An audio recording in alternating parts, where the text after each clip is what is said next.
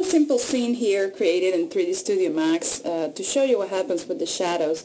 I have a plane and a stretched sphere and a light with shadows turned on, just to cast shadows on the right side of the geometry. Notice what happens here, and this is why I mentioned to change the background color. The geometry seems to blend too much with the background. So if you're making a turnaround of the character or you're rendering a still image and you don't have extra lights on your scene, your character might probably disappear just like this. So I wanted to show you two different things that you can do to improve this. One of them is changing the environment color. So go rendering environment, and over here on the background tab section, just click on the color swatch, and let's select the lighter gray. This one over here is going to be the color now. The swatch changed. So look at what happened on the scene. Check.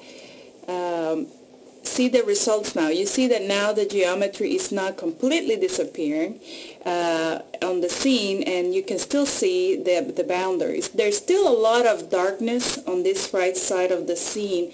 So what you could do to show properly your character is to add a fill light.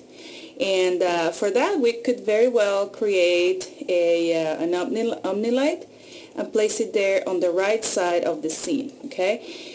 So that is a soft fill light. I would suggest to decrease the intensity over here on the attributes for that omni-light. Instead of 1, make it very soft, maybe 0.2. Let's see what happens with that.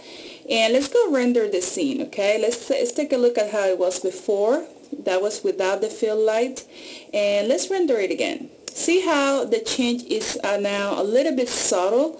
Now you see the edges, while before you couldn't see, the definition on that side of you still have the shadow, but it doesn't go entirely in shadows, okay? It's important to not turn the shadows on for that omni-light so that you don't have a double shadow competing for attention. It is common in the industry to use lights for shadow purposes or to light up like this as a fill light, okay?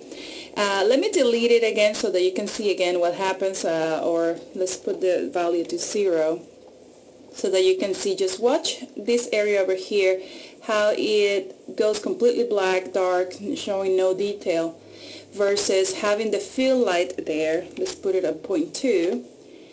And now let's render again. See now that you can have, a little bit of definition on the back side of the character, okay?